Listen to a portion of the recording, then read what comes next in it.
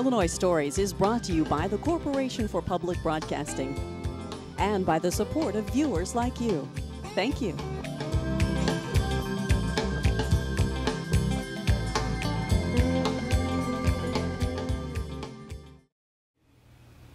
Hello, welcome to Illinois Stories. I'm Mark McDonald in Springfield in the lobby of the new Ace Sign Company. I think you'll find it interesting, as I did, to learn about a company that's been in existence for more than 70 years, 4 generations in the same family, and the difference between the way they used to make signs in 1940 and the way they make signs now in 2012.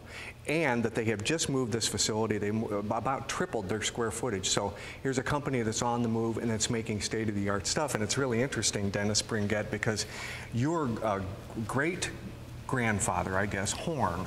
My grandfather. Your grandfather, Horn, started this back in 1940. We're going to learn more about him because your parents are still active in the business. Very much so. So we'll learn about them and we'll learn about this beautiful new facility. But what caused you to want to move here to South 1st Street from North 4th Street, where you were in Springfield? Well, we simply ran out of room downtown. We had purchased additional lots throughout the years. We had moved into that facility in 1954, the year I was born, and we had grown as much as we could grow downtown. Business has grown, and we just need a little more elbow room to be able to better serve our customers. You know, it's great to hear about a company where business is growing, because we always hear about business contracting these days. Yes. So it's great that you're having some success. But touring this facility is a really amazing thing. Would you take us on a little walk around? I'll be happy to. Because what later in the program, we'll concentrate a little more on how you do what you do here. But let's get an overview first. I'll follow you if you don't mind. Okay, sounds good. Let's go on through. And it's really cool. Whoever designed this, and I think your family had a lot to do with it, really had a lot of modernistic sort of touches to it with the colors, the exposed beams, and these wonderful cubicles. It's really cool. Yes, thank you. Well, we're enjoying it, and my son Todd will be telling you a little bit more about these cubicles because he is a designer of them, and we fabricated them in-house.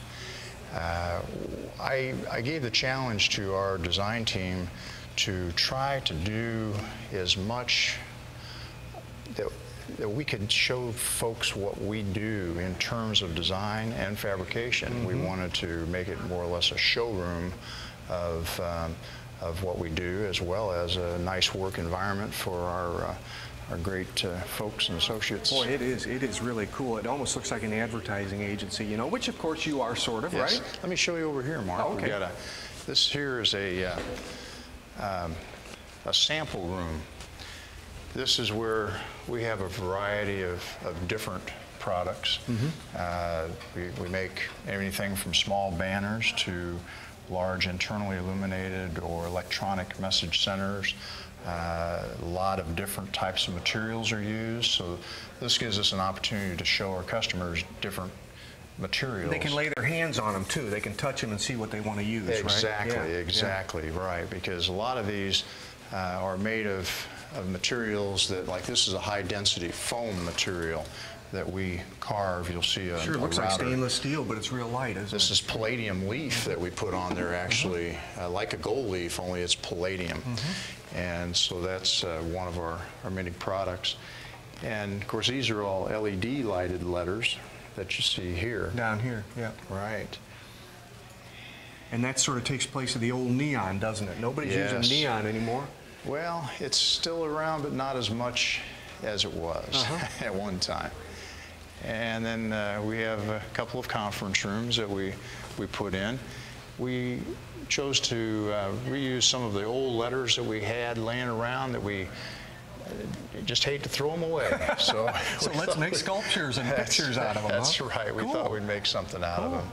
And then we put in a break room over here that certainly gives us room to have lunch. Yep. Very nice. And a lot of times we'll have a customer that might be waiting for a design or waiting for their vehicle to be lettered.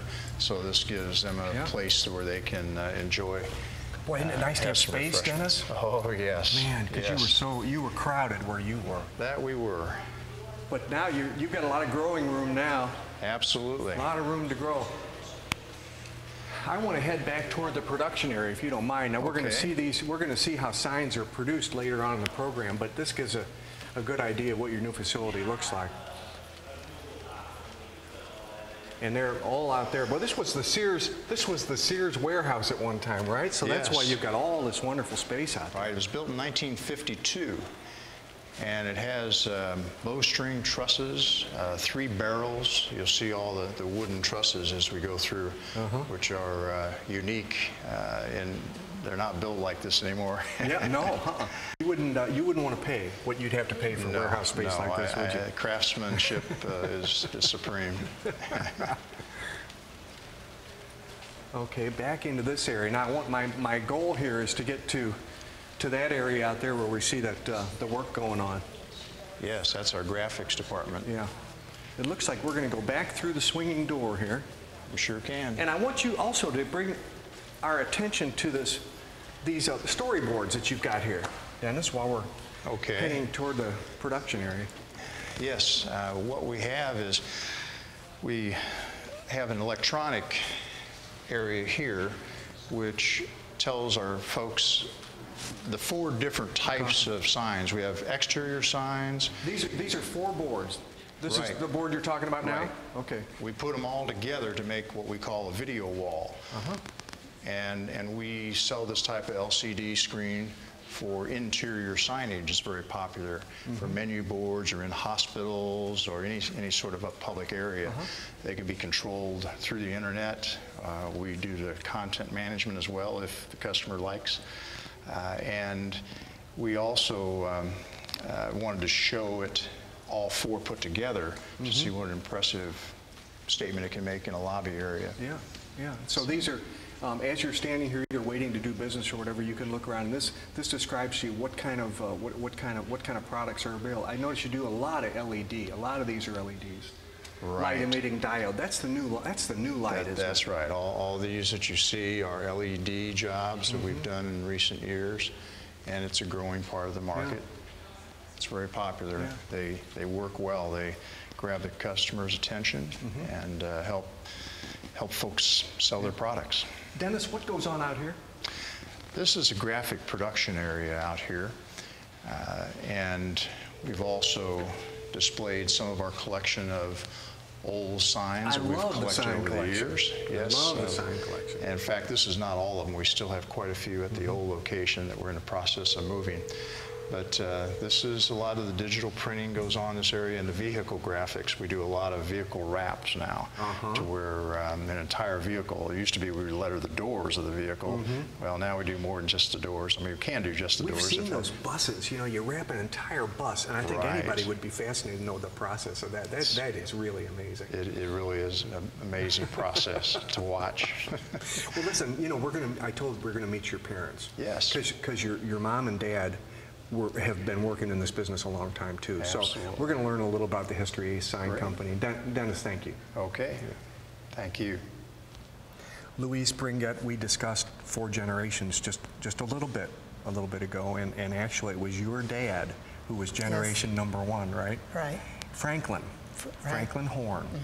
And he started out as a one-man sign painter, I guess, huh? That's right. In 1940? One-man shop. A one-man shop. It's become quite a company. Yes, it has. Tell me about him. How did he get in the sign business? He worked when he was 14, and we used to have pots that you put your brushes in, soak them overnight, and then in the morning he would clean them. And then he'd come after school and lunchtime, and early in the morning. And then after that, well, he worked for his uncle. And Depression of 1929 hit, and they had 100 people working. But one by one, they lost jobs, and he wasn't getting paid, but we lived in a home that my uncle owned. And so that came out of his pay. And then he needed some money for medicine for me, and his uncle didn't have any. So he said, I quit. I'm going to buy a truck. So he borrowed money from his insurance company, bought a pickup truck, and rented a small room, very small. And my mother worked with him, and that's how I got started. And that was the first part of a sign company. It sure was. You have put together a mural in this lobby, which is just fantastic. And I want to point to the very far left over there, 1940, and we're talking about Franklin, and there's a good picture of him right there. And Yes. that would have been like when he was just starting out, huh? That's when we first started. And that's your first truck, Ace Sign Yes. Company's first truck. And the billing on the left of that, it's interesting, that is described as a metal gold truck paint job for $5.60. And now they can't even start to look at the truck for that. Oh, that's terrific. And then as we go along, we can see we have a moving history here, because in 1949 now you're doing a lot of neon work. Right. And you've actually got a storefront, and you've got an actual company now, don't you? This was on 2nd Street, and this was a building that Joe started in. It was a large building, and we had, well, probably 10 people working then. And Don's Drive-In was one of our big signs. And we're looking at the bottle of milk now? Yes. Okay, and that was a huge sign, wasn't it? It was a revolving unit, and it turned around. Well, look at the ladder. Look at the ladder, and it'll show you how big it is, because if you look at the... It was very tall. Wow. And there's lettering on both sides. And we lived on Spring Street, and the man that run this, Don, can't think of his last name, but he was in a car accident on Spring and South Grand and was killed. Oh. So that was quite a shock. It is. By now, you're actually on your 4th Street location by about 1950, I guess, huh? It 1950, we moved into this building. Right, on 4th Street. And that's the one that you just recently left to move over here. Right. And more samples of some of the work that you were doing then. When did you go to work for the company? Well, I went to work when the children were small. But then I gradually got into all day. My mother had some heart trouble, so she'd go home at noon. And then my dad would bring Joe home in the evening. And so we were a family always together. Yeah. And your mom worked in the business Yes, too? she did. She did the office work. We don't have a photo of her. We kind of slipped up on that. I'll tell you what, I'm going to show a photo of her. I'm going to find one here, because you've got one out on the table here. There they are. There's Mr. and Mrs. Horn right there. Joe Bringett, back in 1950. You got a nice long vacation, didn't you? Because you got out of the military on a Friday, and you went to work for Ace Sign Company on a Monday, huh? That's correct. I was fresh and ready to go. Did you know at that time that you were going to be a sign painter? Not at all. Not at all. Louise's dad, in 1950, the Illinois State Fair was his big thing. That was the biggest moneymaker of the year for him. And in May, we were already starting to work at the Illinois State Fairgrounds on beer fronts. There was Budweiser, Stag, Pabst, and Griesnick Brothers. And painting signs. Painting signs, building, and digging holes and setting posts and all that kind of stuff. And he needed some young arms to dig post holes, and I was it. Well, come over here with me, because I love this picture of you up in the corner, and we're back to our mural here. But okay, this is about 1950, and there's you as a young man just fresh out of the service, and you're leaning on a very interesting piece of equipment. That was a one of a kind here, wasn't it? It was the only sign crane in Springfield at the time, and it was a 50-foot crane, but it was all manually operated. No hydraulics, no batteries. It was all cranked. You see spindles sticking out of the side of it. Well, and there's a crank down at the lower left corner there. Well, you put a crank on every one of them, and the crank would either extend it, raise the load line, another one would revolve it, or it was all manual, every bit of it. And I'm telling you, when you got done working on that, at the end of the day, your arms felt like they're going to fall off. And you not only had to do all that, but you also had to paint. Yes. So, which is a rather delicate kind of thing to have to do. Yes. And you were, I love this part about your history, you were afraid of heights. Oh. So you're at 45 feet in the air painting, trying not to shake, right? Well, either we had a swinging stage or a scaffold or something, and I would not stand up. Standing up was just absolutely out. I couldn't take it. I sit down and scooted back and forth all day, got splinters and everything on this wooden scaffold. Yeah, Oh, but, man. and sooner or later, eventually I got so that I could, and we had a tagline that we would hang over the top, and I could hang on a tagline and walk around a little bit to do some painting. Yeah. But I was a tall guy, and I was sitting down, and I was working with a short guy, and he was painting up. It was a bad combination. Well, and back then, still, even at that time, and into the 60s, all these signs were painted. Everything was painted. Yeah. Vinyl was not existent then. There was just no vinyl Right. printing. Okay, and let's move over here just a little bit and take a look as we go further up. As we look into the 60s now, we see now you're using those big ladders again, and now Yeah. you've got a bigger boom truck. You got a 110 Yeah. crane truck to be putting those big signs up there. And we can't miss your son Dennis, who is now by 1970 he's starting to work in the business, isn't he? Yep, he is president of this company. Yeah, and he was painting a hand-painted, hand-lettered sign on an office window for Mayor Houston, his first time elected. Is that the first time around, Michael? I can see the parts of his name, Michael Houston. Sure enough. Yeah, and Dennis and Michael were good friends, and that was part of the reason why Dennis got the And let's privilege. move even just a little bit further down. There's an interesting company picture here, and this is taken in the 1970s, and this is at your 4th Street location. Yes. But is that your entire workforce there? That's or? it. That was it. That was the whole shop. 2, 4, 6, No. 8, 10, 12, 14, 16, about 20 folks. You got about 34 now, I think. That's correct. Yeah. Now the one on the lower left, that is a Ramada Inn being installed on South 6th Street at that Where time. it says I Am Lounge, Len and Yes, Lois, that yes. one? Okay, all right. And that's at the Ramada. On one end of it, it had a large colonial man that stood like a bell ringer on the end of it. Right, right. On the I don't left think hand. that's you on top of that sign, though, because I he hope looks not. pretty. He I looks hope pretty not. confident. I hope not. Hey, Joe, thank you. You're welcome. My pleasure. Well, Scott Bringett, every job has to start with an idea. I mean, a sign, it's a blank sign, right, until you come up with an idea, and you got to design it. Absolutely. So happens that University of Illinois Springfield needs some 200 new directional signs on the campus, right? Correct. So this is pretty much what you start with, is a blank slate. Pretty much, yeah.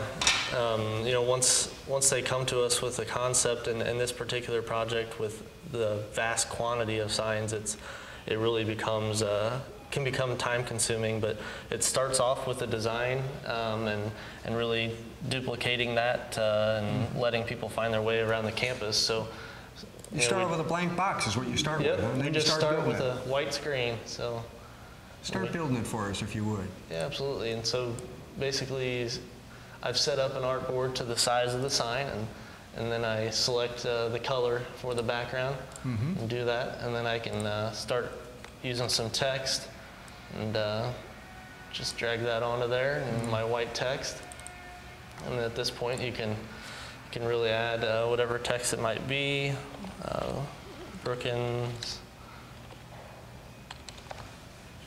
and library, and make sure all your text kind of goes with the map of the campus and getting everything lined up and straightened out. And then once you have that template, you can really continue to create a lot of different formats of it.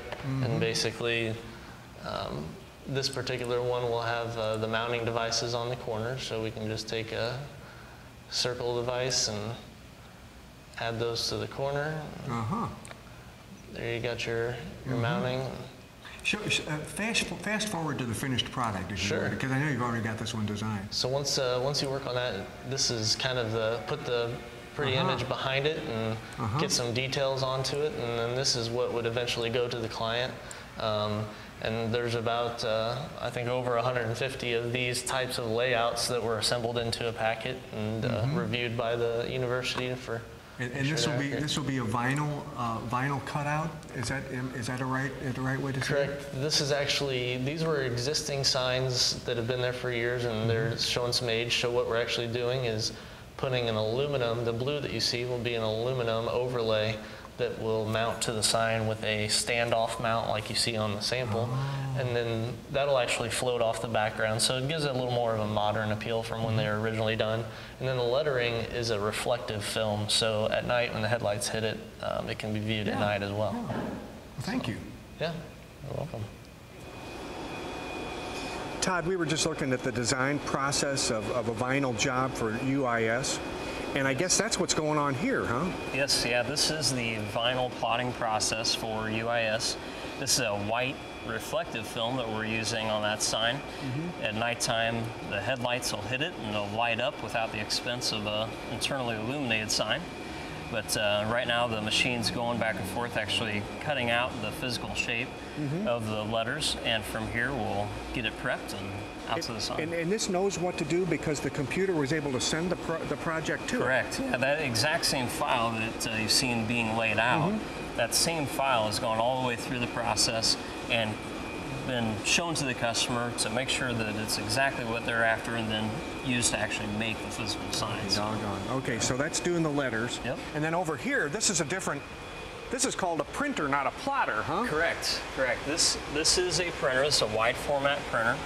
This uses a solvent-based ink, so it's much like a traditional printer you would have inside of your house, except the inks that we're shooting are more like a paint. So these are actually made to be used outside, as opposed to a print from your printer in your house you take outside might start running down. Sure. This one's actually got the life expectancy. Is this a similar vinyl material to what we saw being plotted over there? This is, yeah. This is actually a clear vinyl here. This vinyl is a vinyl we're going to use to transfer the print onto an aluminum structure, but we use 23 different substrates, everything from banner stocks to pressure-sensitive vinyls, flag materials, all kinds of different things to accomplish different products for our customers. And if we look over your shoulder, it's interesting with the size and scope and what you can do with vinyl these days. Of course, this would have all been painted at one time. Absolutely. But this job is finished and ready to be delivered, right? Yes, yeah, we've seen it all from the painting aspect to the vinyl. This particular one is a plotted vinyl, and this is a job site trailer. It's getting ready to go out to site, and just got it completed and ready for pickup.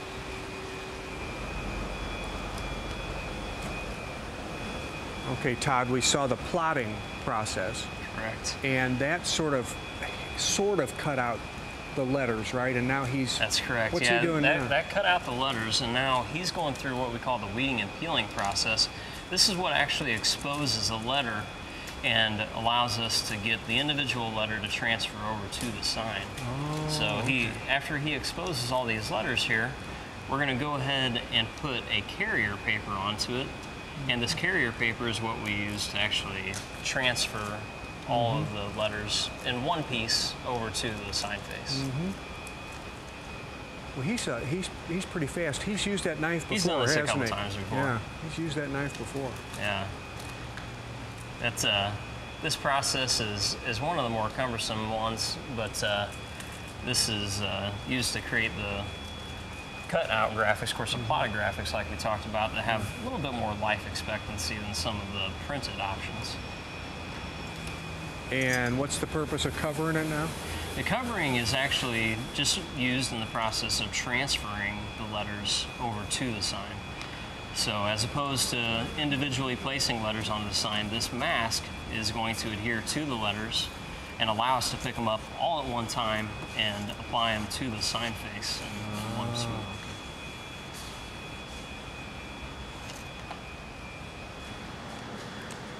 Okay, this is where we left off, Todd, with another sign. We had just covered it. Correct, yeah. And now this is the application process. And in the application process, he's using that mask that we just applied to transfer all the letters at one time over to the sign substrate. So the created a hinge on the top there with the masking tape, and that allows us to hinge over and pull out the bottom layer, which is the release paper. And by pushing down with this squeegee, he's able to get the adhesive from the vinyl to bond the letters to the sign. And once this process has been completed with the vinyl actually being pushed down and adhered to the sign, we'll remove the top layer, remove the mask, And in that process, that's going to expose the letters and show what our finished products are. Wow, there it is. And that's permanent. That's pretty about as permanent as it gets, as a sign gets, too. Isn't it? Yes, That's yeah. great. This is going to be a very long-lasting product here. Corey, excuse me, do you have the cost of the permit for the Las Vegas Apricot Lane installation? Yes, I will forward it to you. Okay, thank you. Yep. Corey, it's a family-run business. That's Yes, your sir. mom. She's been working here for 34 years. Yes, sir. You are the national sales rep, but we're in the fabrication department, and you have to be able to tell clients what you do here. Right. And you build everything here from scratch, don't you? Yes, sir. Everything. Everything that we sell, we build. Yeah, that's one of the things that I'm most proud about, is that we sell our product. So that is one of the things that allow us to compete on a national level, is that we're not a reseller. Yeah. We're able to actually design and build and sell the product. So that does allow us to cross borders, which we've been doing. Let's move down the way a little bit here, because here we have a couple of samples of what you have built, and these are actual signs that are going to go out. These are the guts of signs that are going to go out. Yes, sir. We talked about LED earlier. This is kind of where it's going, isn't it? It is going this direction, yeah, and this is kind of a unique use of LEDs, because most of the time when LED is involved, it's in a building letter, a small channel letter that has a lot of different shapes and curves. But we're starting to transition to larger signs now being lighted by LED due to cost savings in electricity and the overall life expectancy. And fluorescent, which is right behind us here. I mean, that's also. I mean, people are still ordering that as They're well. still You gotta ordering be able to build that. all that. They say it's going to be phased out, but I haven't seen it really happening yet. There's just such a cost difference at the moment that it's still a hot demand. Yeah. And of course, in this place, we look over here. You've got a big old welding tank, a big gas tank. Yes, sir. You have welders on site here that actually put everything together. When you design a frame, they put it together. That is correct. We have currently about 6 AWS certified welders on hand, and they do everything for us, from the installers being certified to our in-house guys that do the welding of the frames like this. That we are, again, everything in-house. Yeah. Well, Corey, thank you for the tour. Mark, We appreciate it. It's very nice to meet you. Yeah. This has been an eye-opener for me to see a Springfield company be able to increase their square footage by about 2.5 times. And keep in mind that they also have national accounts here for a sign company all over the country, and that business is growing. With another Illinois story in Springfield, I'm Mark McDonald. Thanks for watching.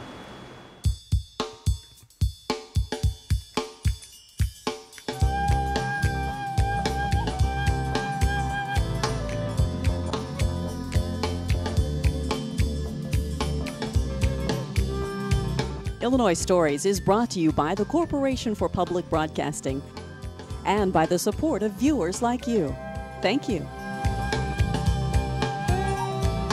For a DVD copy of the program you've just seen, send $19.95 to Network Knowledge, P.O. Box 6248, Springfield, Illinois 62708.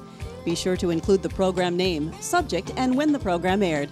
You can also order with your credit card by calling 800-232-3605.